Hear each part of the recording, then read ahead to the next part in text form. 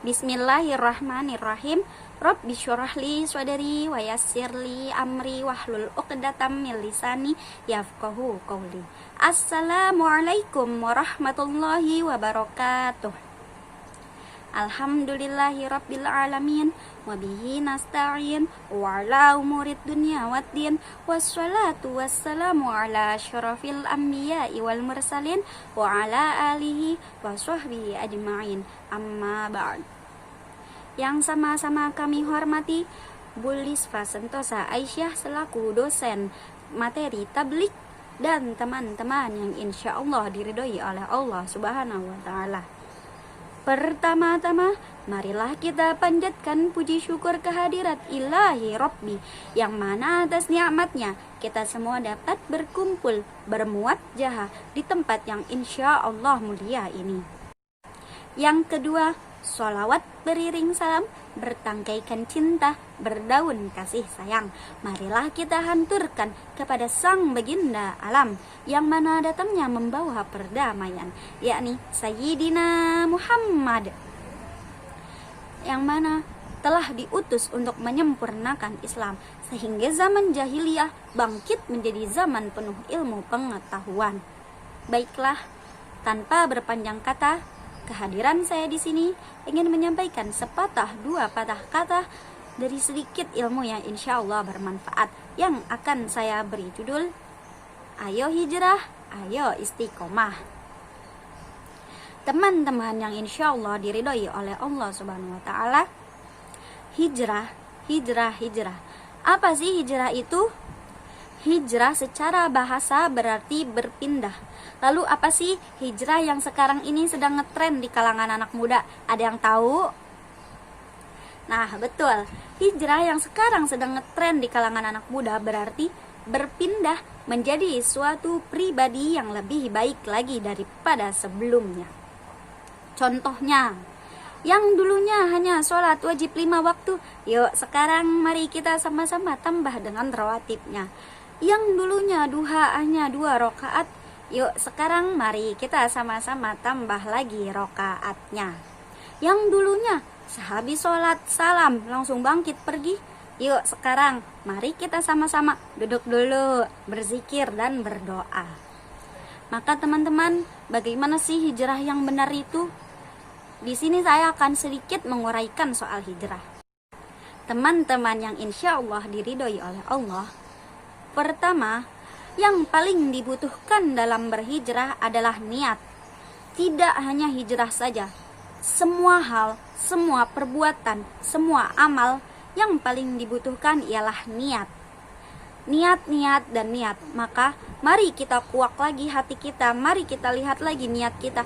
Apakah niat kita hijrah ini hanya untuk ikut tren-tren kalangan anak muda?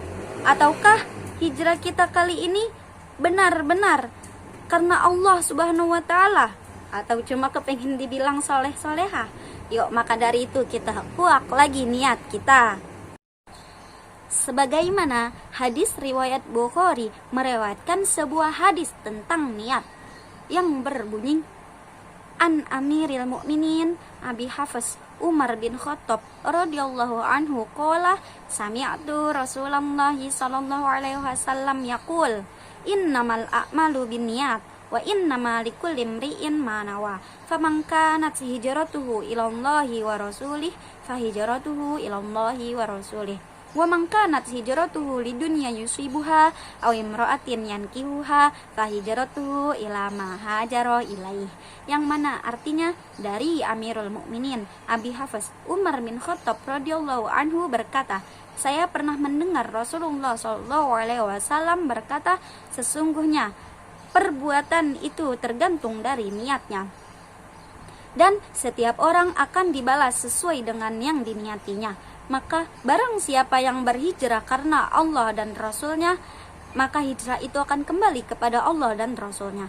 Dan barang siapa yang berhijrah karena menginginkan kehidupan yang layak di dunia, atau karena menginginkan wanita yang akan dinikahinya, maka hijrah yang dia dapatkan akan kembali sesuai dengan apa yang dia niatkan. Maka teman-teman, bahkan makan, minum, jika kita niatkan sebagai ibadah, insya Allah dicatat sebagai amal ibadah. Contohnya, tidur. Sebelum tidur, kita niatkan, ya Allah, saya tidur, berniat tidur ini supaya saya istirahat, supaya nanti saya bisa bangun untuk sholat malam. Insya Allah, tidur kita itu menjadi ladang pahala untuk kita. Insya Allah dicatat sebagai amal ibadah.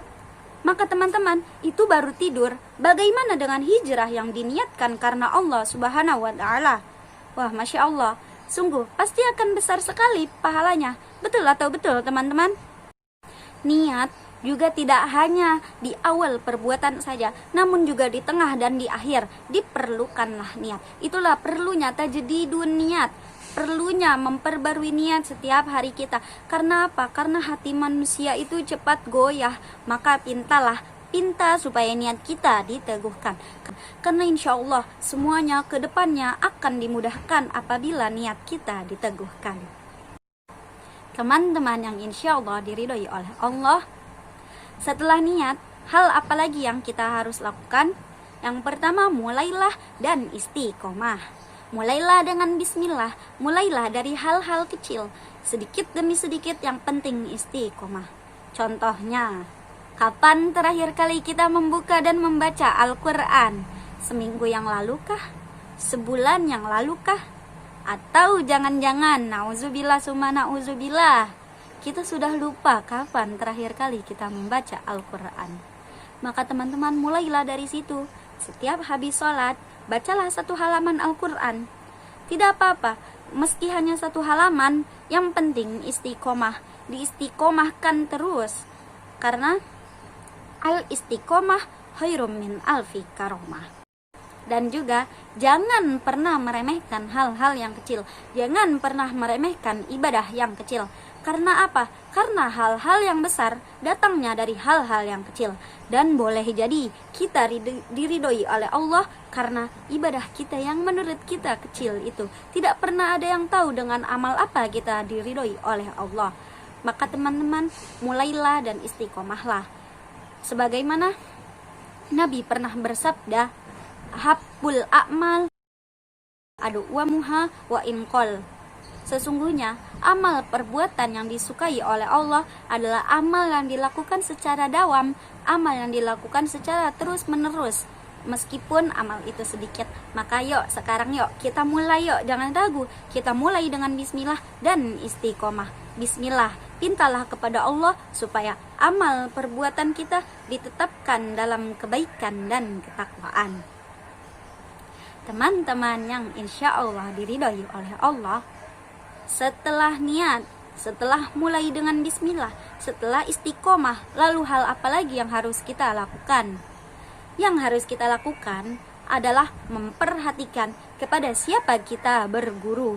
Jangan asal sembarang berguru. Karena Islam adalah agama sanad, maka harus jelas kepada siapa kita berguru. Siapapun bisa pandai berbicara, tapi sedikit yang dalam ilmunya.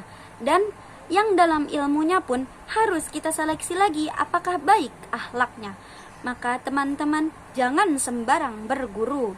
Karena Islam adalah agama sanad. Al-isnadu minad din, walawulal isnad laqala man syaa ma syaa. Teman-teman yang insya Allah diridhoi oleh Allah, baiklah, mungkin kesimpulan yang bisa saya dapatkan dari pembicaraan saya kali ini adalah jika kita ingin hijrah, maka hal-hal yang harus diperhatikan adalah 4 hal. Yang pertama adalah niat. Kita teguhkan lagi niat kita karena Allah, bukan karena yang lainnya. Yang kedua, mulai dengan bismillah. Jangan takut, jangan ragu, jangan dengerin kata orang. Mulailah dengan bismillah. Yang ketiga, istiqomah. Nggak apa-apa sedikit, yang penting istiqomah. Karena al-istiqomah khairum min alfi karomah. Dan yang terakhir, perhatikanlah kepada siapa kita berguru. Bergurulah dengan orang yang dalam ilmunya dan baik akhlaknya. Jadi, tunggu apa lagi teman-teman? Ayo hijrah, ayo istiqomah. Baiklah, mungkin cukup sekian pidato yang dapat saya sampaikan. Jika ada salah, mohon dimaafkan karena itu datangnya dari saya sebagai fitrah manusia. Dan jika ada kebenaran, maka petiklah meski cuma sedikit dari mulut insan yang lemah dan kotor ini. Terima kasih, kurang lebihnya saya mohon maaf. Mudah-mudahan Allah meridhoi kita semua. Wabillahi taufiq wal hidayah, waridho wal inayah. Wassalamualaikum warahmatullahi wabarakatuh.